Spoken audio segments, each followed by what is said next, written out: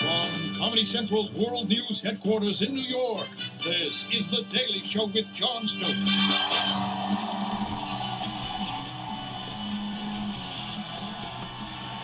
Good afternoon, ladies and gentlemen, and welcome to a special Columbia Journalism School edition of The Daily Show. Today, we're going to be talking about an issue that is so very near and dear to all of your young journalist hearts: partisanship in the media. Oh yes, cue the music. Love that song. Love that song. Why can't we be friends? Okay, right now we're going to revisit a clip from CNN's Crossfire. It's a show that is so wonderful that it got canceled for a couple years. But back on the air now. Anyway, this is an old episode starring yours truly, and because it was part of the assigned readings, I know that you all have already seen it. But we're going to take a look at it just in case, just to jog your memory. Here's a little clip of it. I made a special effort to come on the show today because I have privately, amongst my friends, and also in occasional newspapers and television shows, mentioned this show as being bad. And I wanted to, I felt that that wasn't fair, and I should come here and tell you that I don't, it's not so much that it's bad as it's hurting America. So I wanted to come here today and say, wait. Here's just what I wanted to tell you guys. Yeah. Stop. All right, here's the deal. I said what I said because in a democratic society, the media is absolutely essential to keeping the public informed. Those are the words of your homeboy here at the J School, JP, Joey Pulitzer. That's right. Now, political bias in the news media is nothing new, but today's TV news is polarizing this country, tearing us apart in a way that we haven't seen. To put it nicely, it's an absolute joke. Now, we've got media now that looks to score cheap political points with trivial things like this. You can't stop and salute the brave men and women? What is that? Yeah, and look, he knows there are going to be two Marines at the bottom of Marine One when he gets off. And the idea that I'm going to just sort of jaunt out there with my chai tea and give him the old, it's not a latte salute, it's a chai salute, because he drinks chai tea. But, I mean, please, how disrespectful was that? I know, right? I know. But it isn't just Fox News that's doing this, although they are definitely the best at it. Here's MSNBC making an absolute mockery on cable news when talking about the Tea Party. In our fourth story tonight, it's going to be teabagging day for the right wing, and they are going nuts for it. Thousands of them whipped out the festivities early this past weekend, and while the parties are officially toothless, the teabaggers are full-throated about their goals.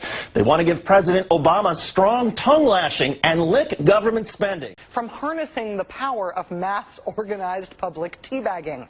Though presumably if he is being teabagged while doing so, the message will be a bit muffled. Seriously? Nobody got fired over that. Not one person. I've seen more respect in a kangaroo boxing match. By the way, have you seen any of those? Those are pretty intense.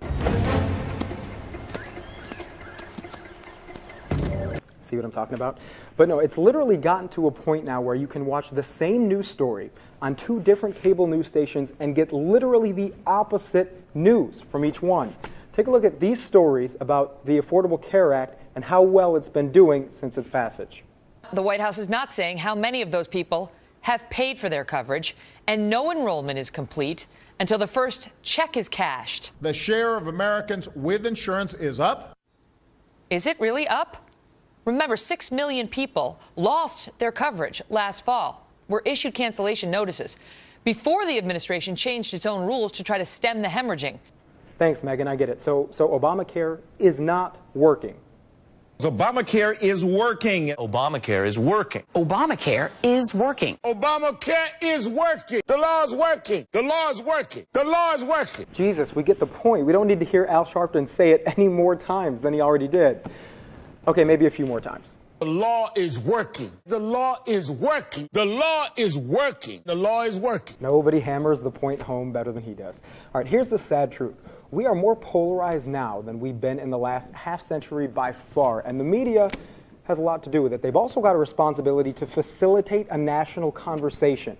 Now, what it's doing is just feeding the problem. Today, 36% of Republicans and 27% of Democrats don't just disagree with each other, but believe the opposition party is literally a threat to the nation's well-being. That's absolutely absurd. Now, on the show Crossfire, they called me out for skewing politics. Now, to say that shows like mine don't influence people's political views is really just a cop-out, because it does. It's just a fact. They do. But this show is a gateway for people to become consumers of news. And at the end of the day, I'm a comedian. I'm on the same channel as South Park, for heaven's sakes. If they hold me to the same standards as they hold themselves, well, we've got a big problem. Now, I'm going to leave you with this. You all remember Glenn Beck. He's probably one of the most polarizing figures and one of the most outrageous figures in television news at Fox a couple years ago. Now, recently, he actually apologized to the nation for his attitude while he was on Fox News. Listen to Glenn Beck. I made an awful lot of mistakes, and I wish I could go back and be more uniting in my language, because I think I played a role, unfortunately, in helping tear the country apart, and it's not who we are. I didn't realize how really fragile the people were. Wow, right? I mean, he gets it. You can tell he's not a dumb guy. These journalists aren't stupid. They know what they're doing. So why do they continue to push aside all of their responsibilities as news media in a democracy? I don't know. But I can tell you that one guy would certainly be pissed if he were able to see this today. I'm going to leave you with that, and now we're going to send it to our correspondent in the field, Sarah Obaidat, who has the viewer's perspective of the wonderful, amazing, terrific Crossfire show. Sarah?